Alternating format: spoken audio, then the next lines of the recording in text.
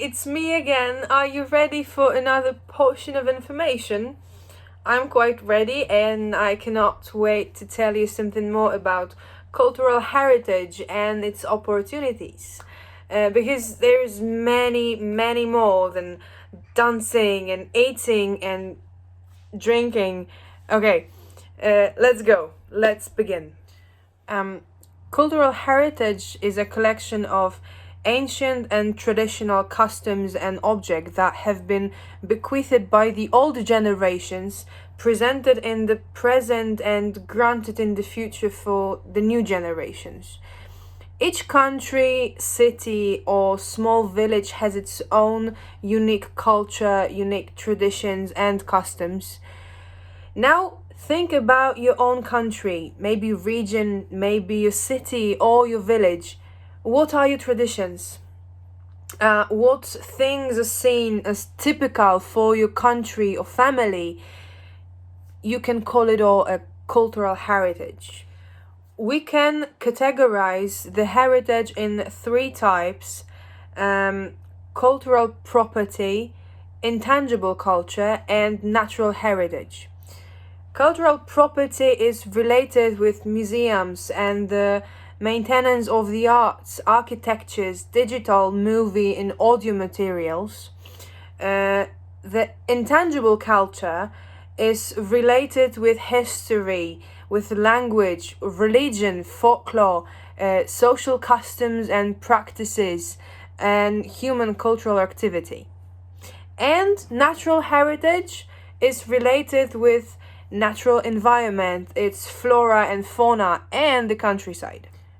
Cultural entrepreneurship, also referred to as culturepreneurship or art entrepreneurship, according to Thoresby, is a management process through which cultural workers seek to support their creativity and autonomy, advance their capacity for adaptability, and create artistic as well as economic and social value.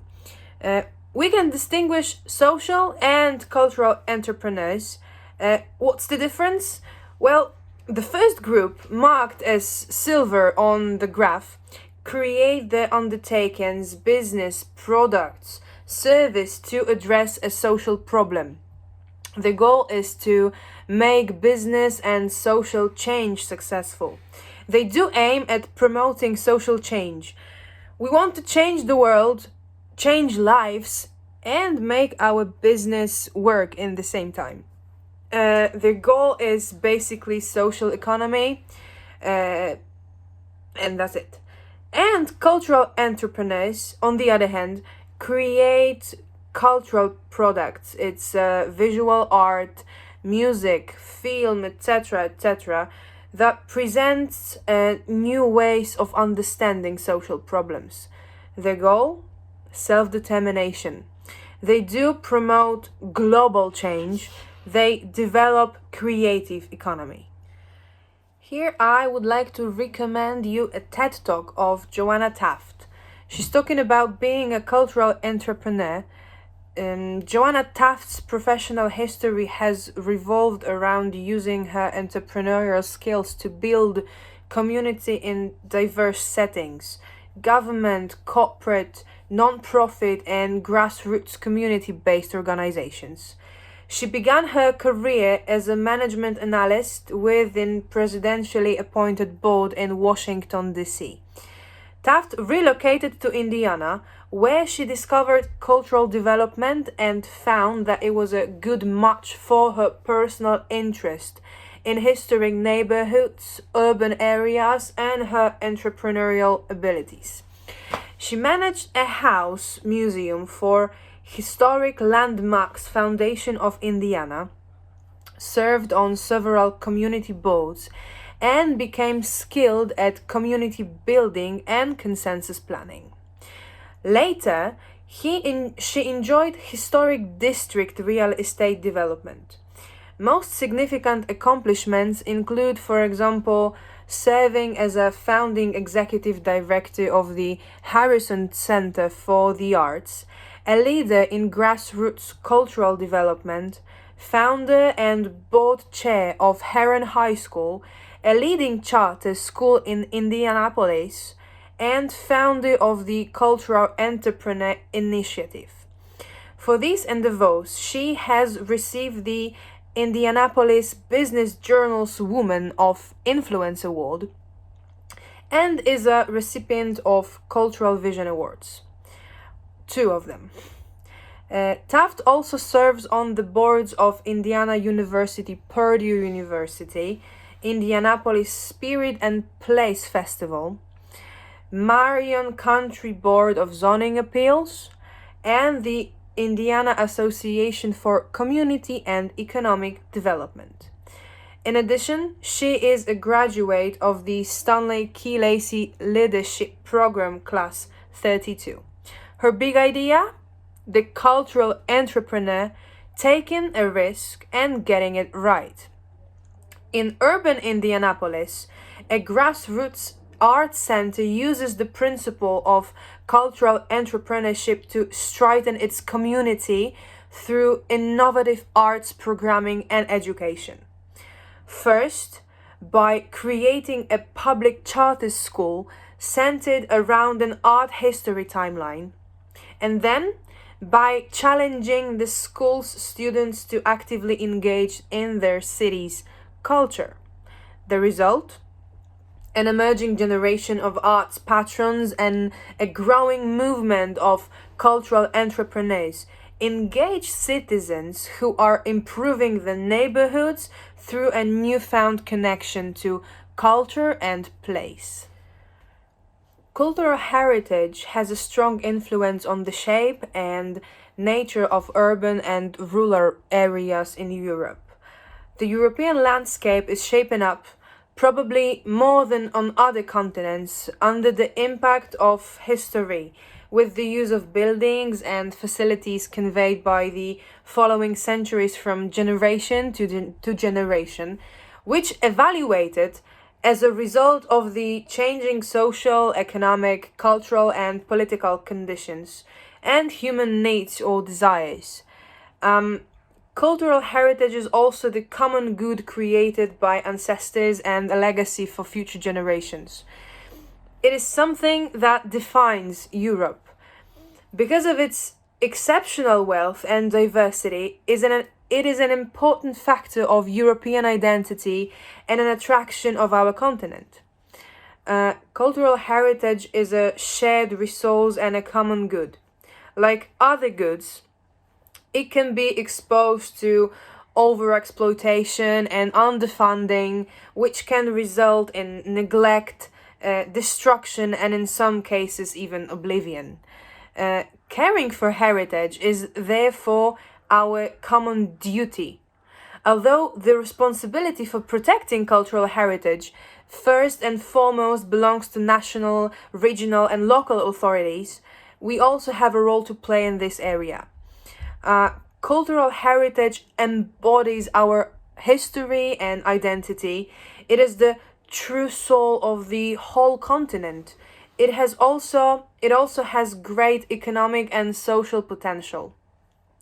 It helps us promote employment and economic activity in key sectors and to meet the major social challenges of our time. It is worth to invest in heritage not only because of the desire to protect history or culture. The world is rapidly returning to historical trends. The world wants to connect with the culture and customs of its ancestors. The world does not want to forget about old rituals, music, art, and nature.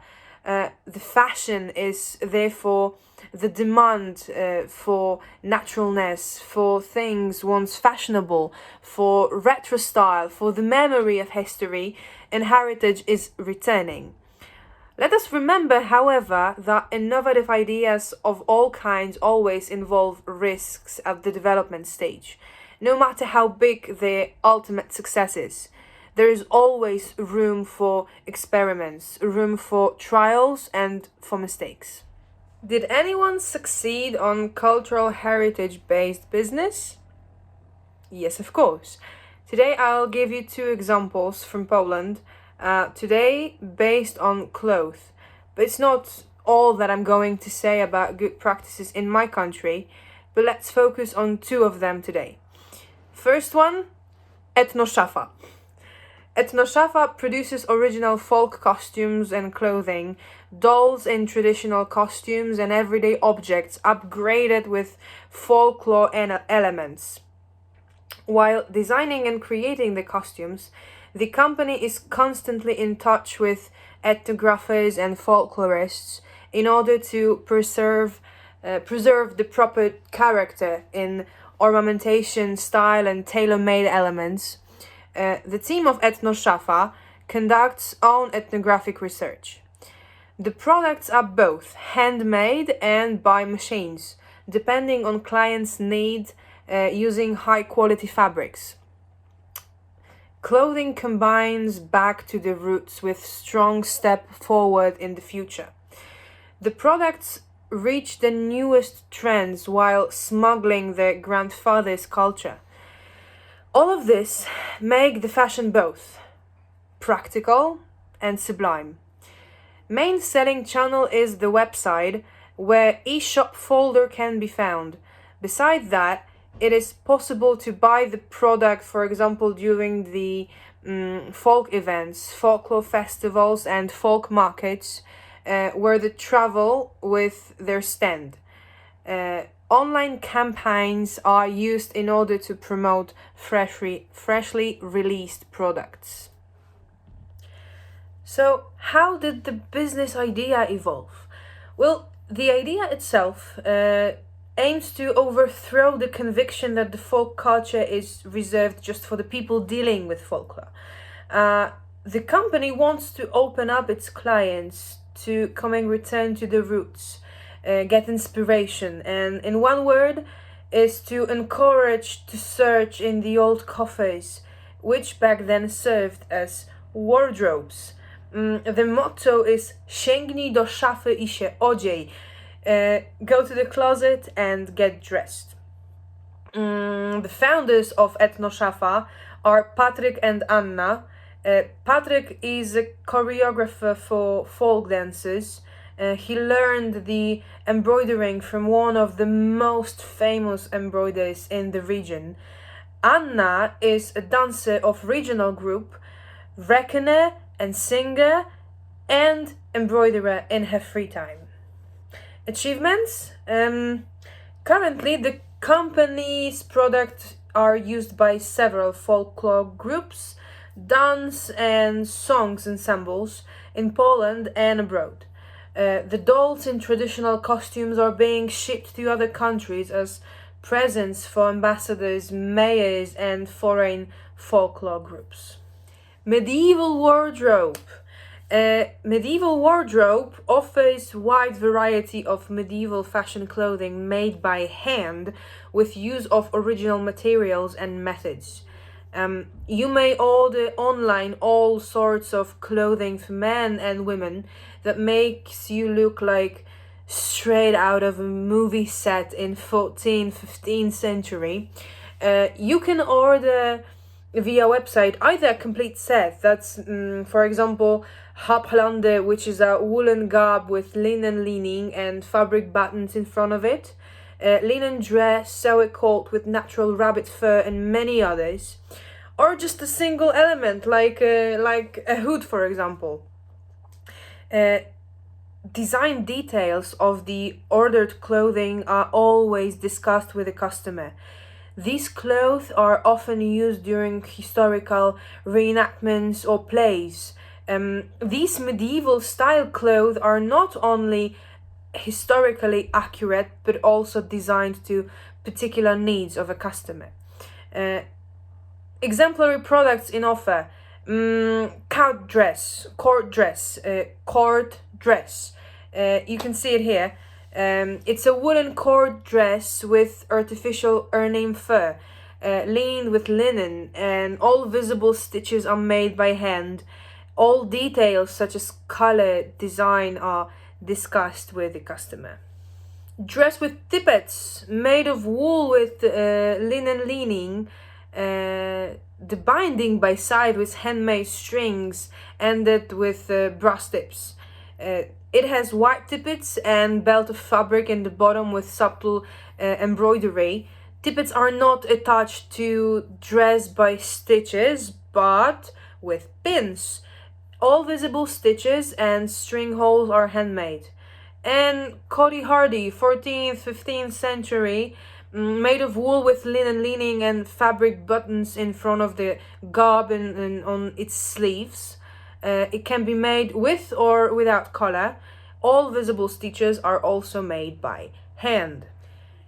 How did the business idea evolve? Well, the business is set in rural area of Wojciechów village near city of Lublin. All the works are done handmade and sold online. In their achievements, well, medieval wardrobe is recognized beyond Poland, and its products are sold via online shop worldwide. That's all for today. Thank you very much, and I have a task for you today. Can you make a small research about cultural heritage business in your country? What can you find? What's on the market? I can assure that kind of research is really informative and inspiring and good for your future business. See you soon. And visit our Green Elephant Foundation profile on Facebook and Instagram because that will keep you up to date. Take care.